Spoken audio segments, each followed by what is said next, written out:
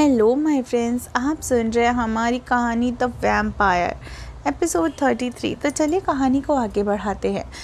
ख्वाहिश अपने कमरे में झिंगी के साथ कुछ देर तक खेलती रहती है। झिंगी भी कभी उसकी गोद में तो कभी कंधों पे उछल कूद कर रहा था।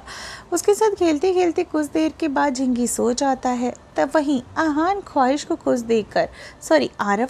खुश देखकर हंसता खिलखिलाता देखकर काफ़ी खुश होता है। आरव ख्वाहिश अपनी कबर्ड में जाकर डायरी बाहर निकाल रही थी कि तभी उसकी नज़र खुली हुई खिड़की पर जाती है। वह खिड़कियों को बंद करती है और जैसे ही पास जाती है खिड़की बंद करते वक्त एक ठंडी सी हवा का झोंका उसके चेहरे को छू कर गुजरता है और इसी के साथ ख्वाहिश की आंखें बंद हो जाती हैं और उसके मुंह से अपने आप ही आरव का नाम निकल जाता है। आरव उसके मुंह से निकले अपने नाम को सुनकर मुस्कुरा देता है। आरव का नाम जुबान पर आते ही ख्वाहिश अपनी आंखें खोल देती है और झटके के साथ खिड़की से पीछे हट जाती है। उसके चेहरे पर कुछ परेशानी नजर आ रही थी। ख्वाहिश जल्दी से खिड़की बंद करके बेड पर आकर बैठ जाती है। बहुत देर तक बिना कुछ कहे चुपचाप बैठी रहती है। वह अपनी आंखें बंद करके आरव से मिलने वाले हर लम्हे को याद करती है। उसके आधारों पर हल्की सी मुस्कुराहट तैर जाती है और लेकिन इसी के साथ वह अपनी आंखें खोल देती है। ख्वाहिश कहती है, ये कैसा एहसास है? मैं तुमसे इतनी अफेक्ट क्यों होती हूँ? ऐसा क्यों लगता है जैसे इन हवाओं में भी तुम्हारा एहसास था। वही खुशबू थी जो तुम्हारे पास होने पर मैं महसूस करती हूँ। आंखें बंद करती हूँ तो तुम सामने होते हो। लेकिन क्यों? तुम मुझे ख्वाहिश वाले आरव लगते हो। लेकिन ऐसा क्यों होता है? बिल्कुल वही एहसास है तुम्हें जैसा मुझे पहली बार डायरी में पढ़कर हुआ था तुम्हें लेकर। ये सब सोचते सोचते वह कुछ देर तक शांत रहती और बेड पर चुपचाप शांत होकर अपने दोनों हाथों को अपने गालों के नीचे रखकर एक करवट लेटते हुए पैरों को घुटने में हल्का सा मोड़कर लेट जाती है। फिर उसके मन में आरव का नाम चलने लगता है। वह फिर से उसी के बारे में सोचने लगती। उसी सुबह आरव का उससे ज़बरदस्ती करीब आना याद आने लगता है। ख्वाहिश मन में कहती है, मैं फिर से तुम्हारे बारे में ही सोच रही हूँ। फिर से क्यों? पता है, जब भी तुम्हें देखती हूँ ऐसा लगता है जैसे बरसों बाद देख रही हूँ। क्या है तुम्हारे अंदर ऐसा? कौन हो तुम? ये सब सोचते सोचते कब उसकी आंख लग जाती कि उसे पता ही नहीं चलता है। ख्वाहिश की इस तरह से खिड़की बंद करने पर आरव थोड़ा उदास हो जाता है। वह चाहता तो खिड़की खोल सकता था, लेकिन वह ऐसा कुछ नहीं करता। उसे खुशी भी थी कि ख्वाहिश को चाहे कुछ याद हो या ना हो, लेकिन उसके एहसास वही हैं। आरव सोचता है कि आखिर कौन हो सकता है वो जिससे घबरा कर ख्वाहिश भाग रही थी। दूसरे ही पल उसके दिमाग में कॉलरिक का ख्याल आता है। वह सोचता है कि क्या कॉलरिक हो सकता है? क्या उसने ख्वाहिश को ढूंढ लिया? अगर वह ख्वाहिश को इस बार सच में उसका ये आखिरी हमला होगा। ये कहते हुए आरव की आंखों में गुस्सा भर जाता है और मुट्ठियां गुस्से में भीग जाती हैं। इसी के साथ आरव गुस्से में वहां से जंगलों की तरफ चला जाता है। जंगल में हवा भी तेजी से रफ्तार में आरव के भागे जा रही थी। आरव इतनी तेज था और उसकी रफ्तार इतनी ज़्यादा थी कि ऐसा लग रहा था जैसे पेड़ों को भी बस हवा ही छू कर गुजर रही हो। जानवरों को भी बस हवा का ही एहसास हो रहा था। आरव की ये रफ्तार बता रही थी कि जैसा आज कोई तूफान आने वाला हो, बहुत बड़ा तूफान। लेकिन उसकी ये रफ्तार अचानक से थम जाती है क्योंकि उसके सामने अचानक से कोई आ जाता है। उसे देखकर आरव घुटनों के बल बैठकर झुकते हुए उनका अभिवादन करता है। ये एक भेड़िया था जो कि दिखने में बिल्कुल सफ़ेद और एकदम बूढ़ा लेकिन बेहद खूंखार लग रहा था।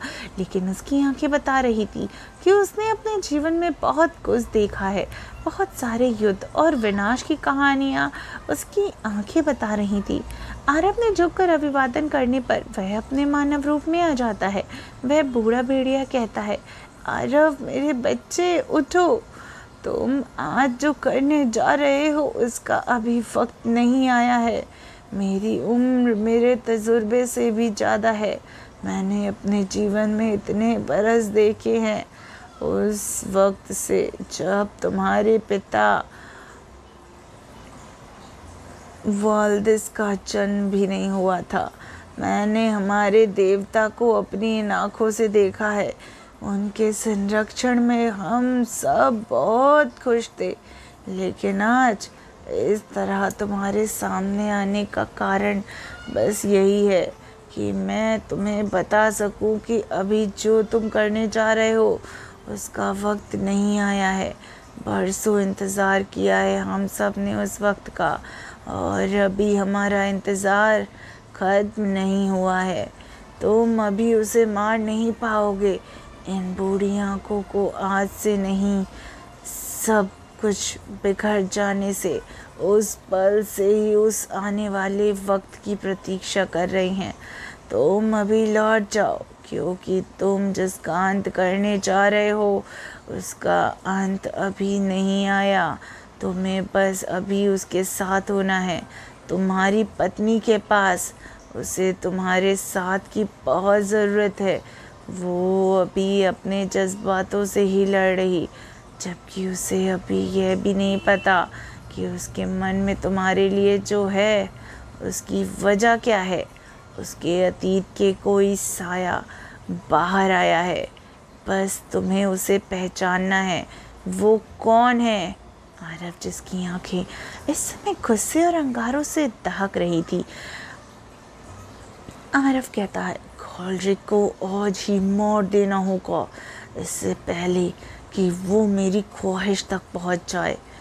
वो आरव के सर पर हाथ रखते हुए कहते हैं, हम भी यही चाहते हैं, लेकिन अभी थोड़ा और इंतज़ार करना होगा। तुम अभी बस उसे सब याद दिलाने की कोशिश करो। उसके सर पर हाथ रखे, पर आरव का गुस्सा ठंडा हो चुका था।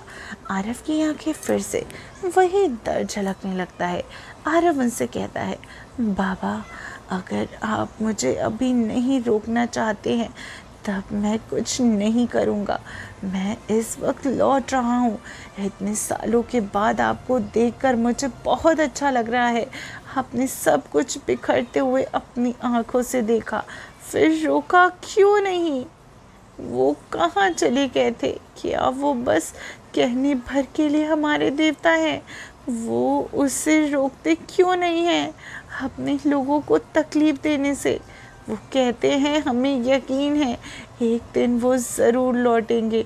शायद उन्हें भी ये सही वक्त का इंतज़ार है। तुम उनकी तीसरी पीढ़ी हो आरव, और इस बीच किसी ने भी कभी भी उन्हें नहीं देखा।